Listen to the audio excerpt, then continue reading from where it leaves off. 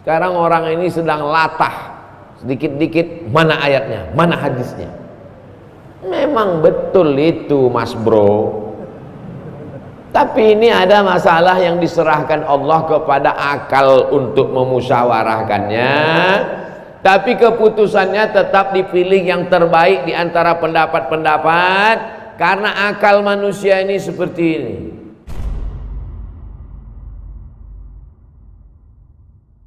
Bapak Ibu yang dimuliakan Allah Subhanahu wa taala. Apa pelajaran yang diambil dari sini? Bahwa tidak semua diatur oleh wahyu.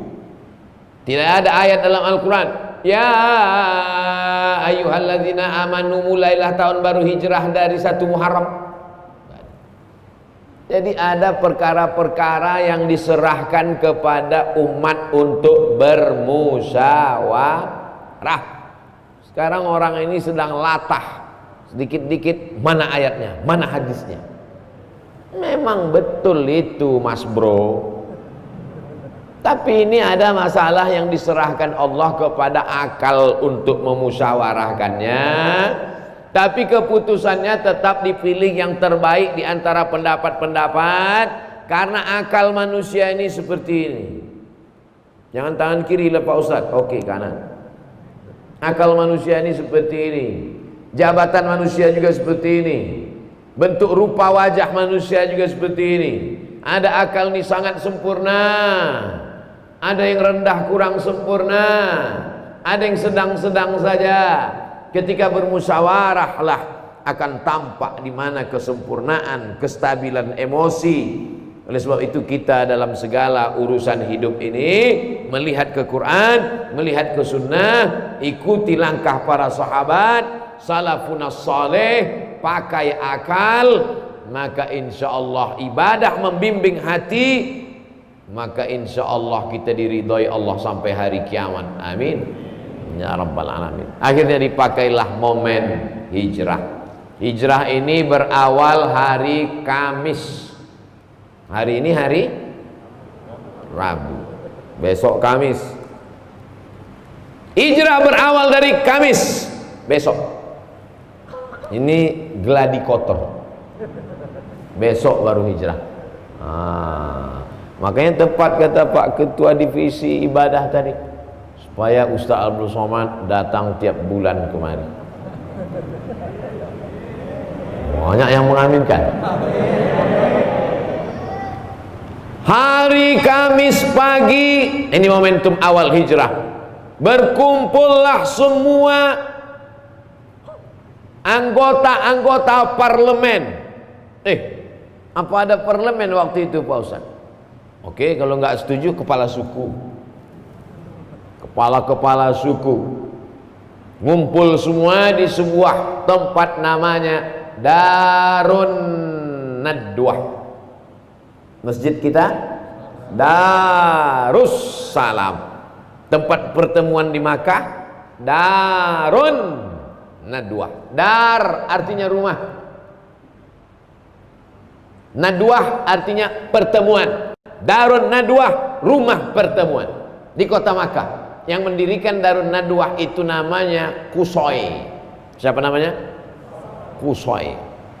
Saya belum pernah ketemu orang Indonesia nama Qusay. Qusay. Muhammad sallallahu alaihi wasallam punya ayah namanya Abdullah, punya ayah namanya Abdul Muttalib, punya ayah namanya Hashim, punya ayah namanya Abdi Manaf, punya ayah namanya Qusay, punya ayah namanya Kilab.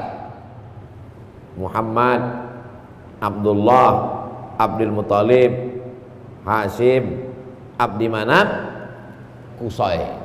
Kakek yang ke-5.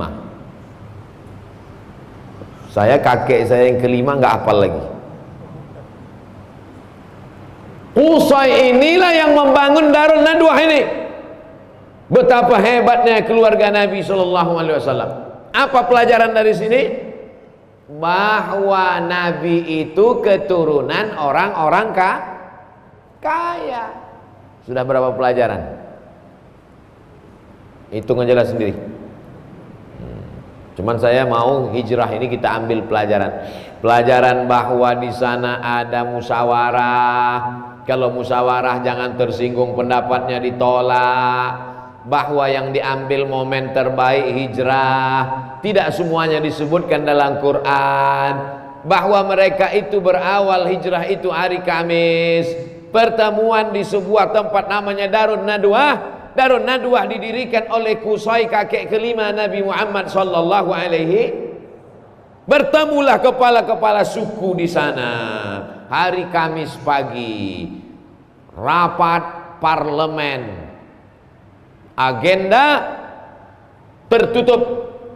Bagaimana cara membunuh Muhammad sallallahu alaihi wasallam hari Kamis pagi. Bagaimana cara membunuh? Karena mereka sudah terganggu 13 tahun lamanya. Kedatangan Nabi Muhammad merusak stabilitas keamanan jahiliyah. Banyak yang terganggu, risau, resek ini orang. Harus kita habisi. Nah, bertemulah mereka semua.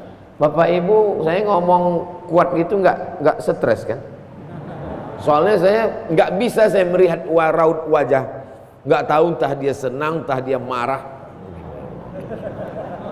Tapi saya husnuzon aja. Saya terus terang dengan masker ini terbantu ketika foto-foto. Saya nggak perlu senyum. Kalau dulu sekarang saya senyum.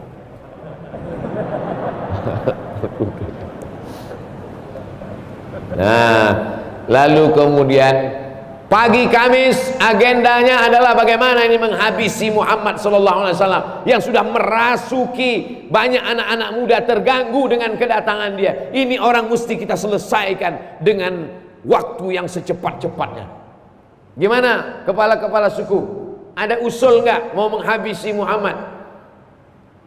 Saya punya pendapat Pak Ketua Sidang. Nama Ketua Sidangnya Abdul Uzza, nama ketua sidangnya nama ketua sidangnya Abu Lahab, Abu Jahal, Abu bapak, Jahal bodoh, Abu Jahal pak bodoh. Dulu enggak, sekarang. Lalu kemudian gimana kata ketua sidang? Gimana, ada usul enggak? Saya punya usul Pak Abu Jahal. Gimana, apa usulnya? Gimana kalau Muhammad ini sallallahu alaihi wasallam, dia enggak nyebut sallallahu alaihi wasallam karena dia musyrik jahiliyah. Gimana kalau Muhammad ini, saya sallallahu alaihi wasallam karena saya umat Muhammad sallallahu alaihi wasallam. Gimana kalau Muhammad ini sallallahu alaihi wasallam? Bukan kata dia kan, dia enggak. Gimana kalau orang ini kita asingkan ke tempat yang jauh, kita kirim dia ke Pulau Nusa Kambangan. Kok ke Nusa Kambangan? Nusa Kambangan. Pokoknya ke tempat yang jauh lah, kita asingkan dia. Karena dia ini sudah mengacau, merusak, mengobok-obok kita di Makkah. Ini hanya akan mengancam kekuasaan kita saja. Gimana kalau kita asingkan dia, kita jauhkan dia? Kata Abu Jahal, gimana anggota? Setuju nggak? Apa pelajaran dari sini? Bahwa ternyata orang musyrik jahiliyah musyawarah juga. Jadi kalau ada ibu-ibu pengajian nggak suka musyawarah, itu lebih parah dari musyrik jahiliyah. Orang musyrik jahiliyah juga musyawarah. Pimpinan sidangnya Abu Jahal. Gimana kata Abu Jahal?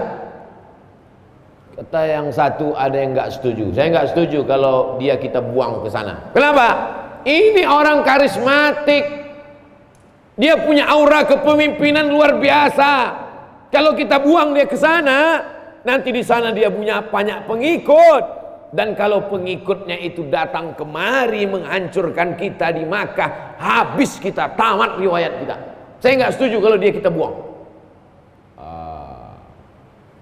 Ternyata umat Muhammad sallallahu alaihi wasallam ini seperti pohon kelapa, dimanapun dia dibuang dia akan tumbuh. Dulu